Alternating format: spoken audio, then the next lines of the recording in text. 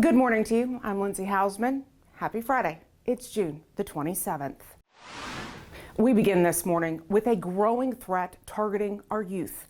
Financially motivated sextortion. The victims are typically boys between the ages of 14 and 17 years old, but any child can become a victim. According to the FBI, offenders are usually in West African countries like Nigeria or Southeast Asian countries such as the Philippines, all playing a role in targeting victims through gaming platforms and social media platforms such as Instagram, Snapchat, WhatsApp, TikTok, and Facebook. Here's a great video depicting how it happens. It's courtesy of NetSmarts, the National Center for Missing and Exploited Children's online safety education program. Let's go! Get your head in the game! Come on, Nico, hustle up! Yo, Nico! Yo, Nico! Dude, why are you smiling like that? Hey! Come on now, this girl just messaged me. Why does she look so familiar? I checked. She's also friends with Alex, Drew, and... Matteo. Yeah, he probably wasn't her type. Quick, what should I say next? You should block her next. What? No, man, you're crazy. I thought I was with Matteo, but then I heard what happened to him. Oh man, no, this is different. Nico, she's not real. Matteo also thought she was super cute and sent her the photos she wanted. But as soon as he did, they demanded money, threatening him to show the whole school those pics. I think it's called sextortion. You remembered what happened next, right? This can't be happening to me. No, man, this is different. I checked, we have friends in common. Let me guess. She said something like, if you show me yours, I'll show you mine. What the? Oh, I'll just tell her no. She'll keep pressuring you if you message her. Here. First, we'll block their account and report them on the app and to the cyber tip line. Then, you should change your profile name, but do not delete your account. Don't worry, you can take control back. Thanks, Luis. You can thank me later, after I beat you on this field. Take back control. Talk to a trusted adult. Visit ncmic.org/sextortion. Now that you have an understanding of how criminals are targeting our teens, sobering information from the FBI. Since 2021, more than 46 teens have died by suicide after schemes like this, stating the victims often feel alone, embarrassed, and afraid to get help. We want you to know that you, the parent or caretaker, and the child, you're not alone. There is help.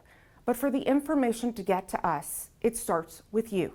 It's important that parents were aware of these incidents. Myself being a parent, it's very important to educate our kids about this type of crime, how it's dangerous it is. We've had a lot of kids who fall victim to this.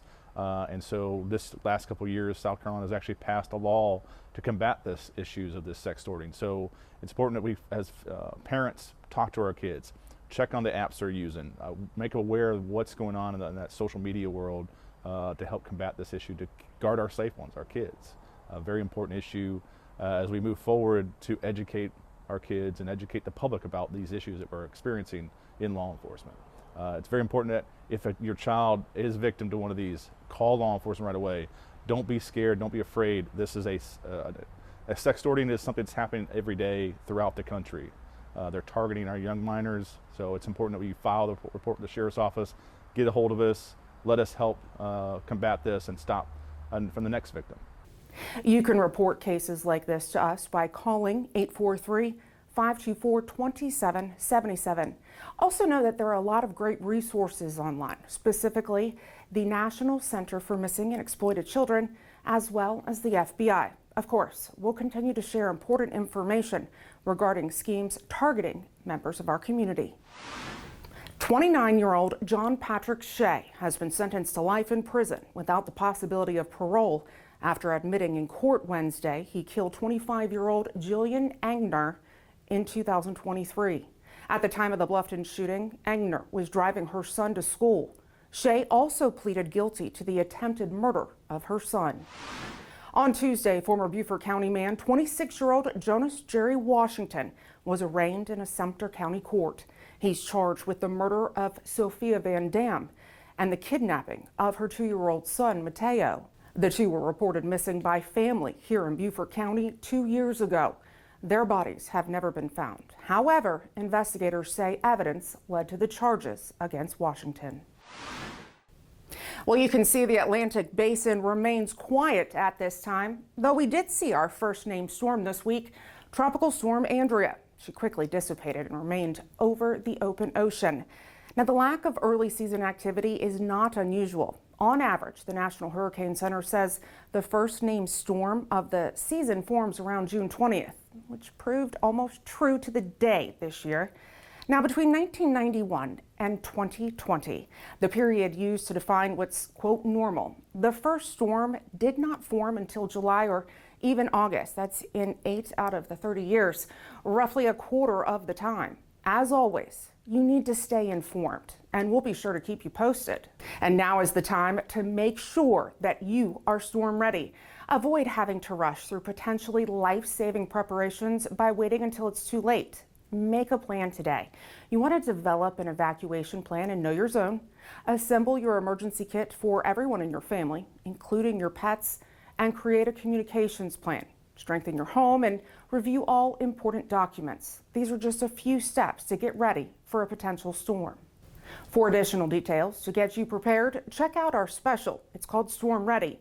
You can view it on our YouTube channel. It's also been shared to our Facebook and Nextdoor platforms. Another resource to help you get ready and stay informed, the 2025 South Carolina Hurricane Guide. It's a great resource for evacuation zones, checklists, and more. Now, you can download your copy today online at scemd.org, or if you'd like a hard copy, we have those available for free at 2 of our offices. Our Law Enforcement Center, that's located at 2001 Duke Street in Beaufort, and then our office on Hilton Head. That's at 70 Shelter Cove Lane. Feel free to stop by anytime between 8 and 4:30, Monday through Friday, for your copy. Another part of preparation, knowing how you'll get important information and alerts. Download the Everbridge app. It's free on both Android and iPhone. Just search Everbridge and then look for the blue icon with the white check mark. Allow all notifications and critical alerts, and subscribe to the Beaufort County Sheriff's Office. You'll get real-time alerts from us and the National Weather Service, so you're never caught off guard when a storm threatens Beaufort County. More Americans than ever are hitting the road and skies this Independence Day.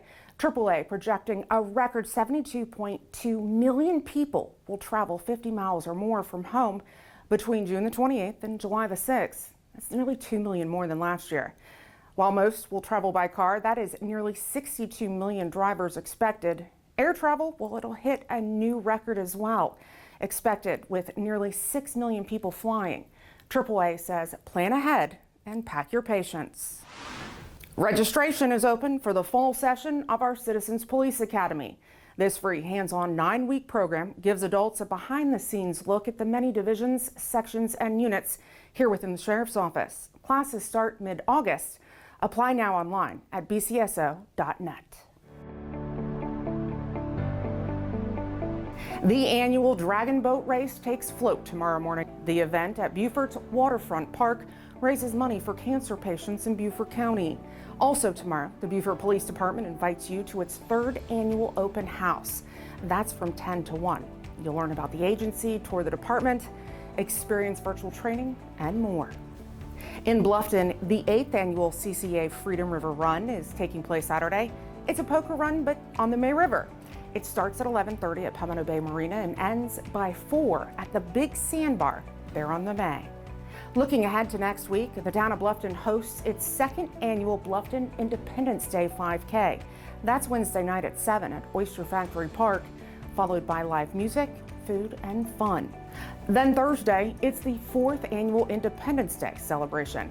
That starts at 5 with a pre-party at Martin Family Park with live music, bounce houses, food, and more. Then at dusk, the fireworks show can be seen from Oyster Factory Park and Wright Family Park. Well, if you have something that you'd like to know more about or see covered here on Lowcountry Lowdown, whatever it may be, feel free to reach out and send me an email. My email is lindsay.hausman@bcgov.net. Sometimes I feel like I sound like a broken record, but if you haven't already, please make sure to follow us on all of our digital and social media platforms. It's a great way to stay up to date, and of course, we encourage you to engage with us there. As always, thank you for watching this week's episode. If you're heading out of town for the holiday, please travel safe. Regardless, have a wonderful and safe weekend. We'll see you next week.